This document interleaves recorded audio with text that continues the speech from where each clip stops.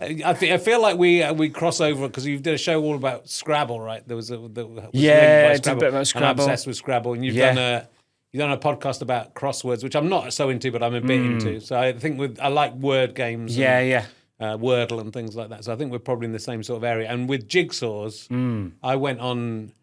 I got this amazing holiday because I did one of those gigs where for Virgin where you did a gig in a plane, like it was during the Edinburgh Fringe. Oh yeah, and I remember them. You did a gig going from Edinburgh to London. And I think we did one on coming back as well. It was awful because did everyone know that that's what it was? Really? So you know, it was okay. It was sort of okay, but you're literally on the intercom of the thing, and you'd sort of playing around with it, but all my stuff's quite rude, so I had to kind of think I can't really do anything too rude. Yeah, I did it. It was like a 5 or 10 minute set, but what what you got paid was two free first class flights on Virgin anywhere in the world. Anywhere in the world. Oh, I'd be going as far as possible as well. But so that was amazing. So like first class as well, so upper class, whatever.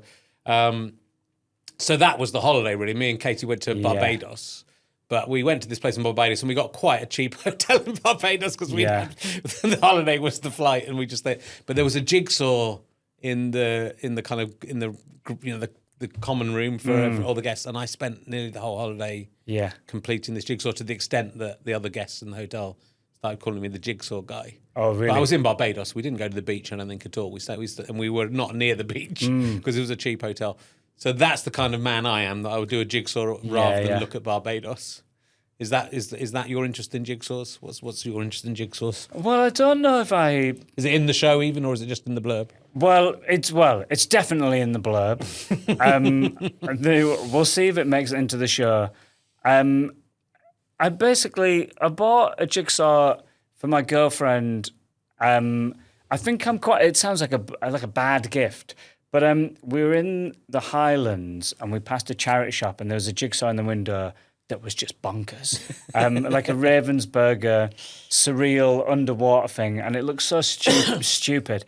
And she was laughing at it and she said, "Oh, I love that jigsaw. I want to get the jigsaw." But the charity shop's closed. So I was like taking a photo of it and trying to Google underwater surreal jigsaw scene, and then got the jigsaw. Right. And then we did it, and there was just one piece missing. Of course. And talk about how livid that made me. And that sort of spiraled where we quite enjoyed doing jigsaws and just sort of chilling out in front of the TV. Then I entered us into like a speed jigsaw competition, so I thought it'd be a fun day out. Good. But didn't realise what we'd entered. We'd entered the British Championships. And it was incredibly intense. It was quite funny but even though we knew we wouldn't be good, it's still humiliating. Yeah. But people have the table that won, was like not too far away from us. Everyone had a spatula on their table, like you would sort of flipping something in a pan. Oh, okay. To scoop the jigsaw pieces with more ease. Okay. Several tables had electrolyte pouches, like if you're running a marathon, like gel things that they're putting in. Because my girlfriend was saying, you've got to walk around the tables. You've got to do a lap of the tables and see what these people have got on the tables. It was a weird. Like we were. It's arrogant, but we were the most attractive couple there in the pair section of the jigsaw competition. I love that. I love those people, right? I love those obsessive people and I understand it because I love jigsaws. I've done Scrabble tournaments. Again, I'm almost the coolest person there, which is not a boast. Yeah. But they love the thing they love and they don't care about anything. Yeah. I played a Scrabble tournament. It was quite a low level, but the better you did, the higher level you played. And I ended up playing against this woman who wanted to play the board upside down, right? So that some people don't want it turned around, so they're playing upside down. But I played the word "cum," C-U-M, and it was a nice little old lady, and she challenged it. So someone had to come over and get a dictionary and say, "Yeah, cum is a word." I had a similar thing. So I entered Aylesbury Scrabble tournament and went there, and I was in like the lower league, obviously, just playing pensioners. Yes. And for my first word, You played about like 7 games, and I was getting good at it. At that point, I was like researching, and I knew all the 2-letter words and a lot of 3-letter words for any like. But first word, I had like ing on my on the tiles, and I was thinking, okay, there's like a chance for a 7-letter word here. Opened with farting, and the woman said, "You could have done rafting." Like really annoyed, but the F. The F goes on the double, yeah. So then, and this is the second word, and this never happened to me. I thought I had another 7-letter, and I had booties. Okay. Booties. Yeah. I thought, I think that could be one. But where do I put it? Yeah, not on farting. Fartings. Well, that's what I tried. I pluralised farting. Yeah. And this woman challenged it. And in Aylesbury Scrabble competition, you have to walk over to a computer and this old woman typed in fartings and you see if it's valid. And as she's doing it, I'm like filming it behind her thinking, this is 100% going in a show. But booties would have been okay, but not fartings. Yeah, that would have been my guess. You could have passed, I guess, and hoped that something came up the next day. Yeah. That's the yeah. So that's, geez, that is quite a good. I mean, I love Scrabble. I played against Barbara Dean, who was the wife of the chairman of Arsenal. And they had like they were very good. There was these. I tried to write a sitcom about Scrabble. I in fact got it quite a long way. It was called Absolutely Scrabulous. Yeah. At least in its form. And I based some characters on these super rich, posh, plastic surgeoned women of indeterminate age, because you couldn't, but I presume quite a bit older than they look. But she was amazing, and I was in this tournament with her, and I was in the lower one, and she was in the upper one, and I won the lower one, which meant I got to pay her. But I just had this incredible run of like I got back maybe 5 7-letter words, which is pretty unlikely. One of which was Emirates, which she challenged, but she's the wife of the Arsenal, and they play at the Emirates Stadium, she could challenge Emirates, I guess, thinking it might be capitalised, but it's obviously not. So I got Emirates, but I beat her. She was very, very upset. It's my proudest Scrabble achievement, but it's very hard to beat someone who's got 5 bingos in a go. People do get angry. Yeah.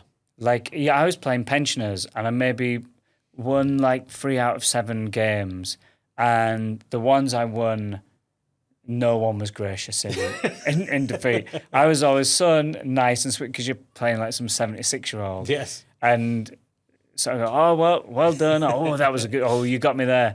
And anytime I won, it was like a quick shake of the hand and then turn away. You got all the blanks. Gone. You got all the S's. Of course you won. Yeah.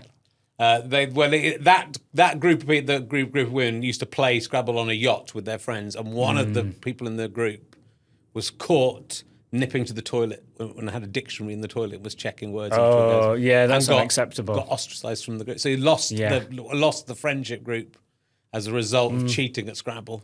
Too right, I think. Yeah, no, I agree. I think it's important to play the games honestly. One thing I did in the tournament that I think some of these old fuckers weren't on top of was ZE had just come in. Oh yeah. As like a sort of gender neutral sort of pronoun. And these old people, they weren't progressive enough to have kept on top of that. So I got ZE a couple of times, and that would get challenged, and I'd sort of know that I got it. I was very happy with that. So I used to play this, and again, this is where my sitcom was going to be based in a bar called Goblins in Balham, and the owner would play you, but if you challenge, his rule was if you challenged and it was an incorrect challenge, you would lose your go, which isn't the real which isn't the real rules.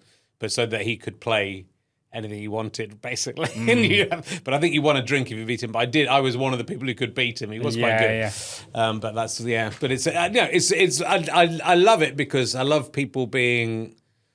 It's when I did a little bit in a Doctor Who audio thing, and you sometimes go and see Doctor Who fans, and they're so committed to it. And you kind of think, in a way that most people would be embarrassed to be that committed, even to something that was cool. Not that Doctor Who isn't cool, my listeners, but they're so committed and don't care. And I think that's that they know what they like. And Scrabble fans are the same, and I'm sure Jigsaw fans are even more so.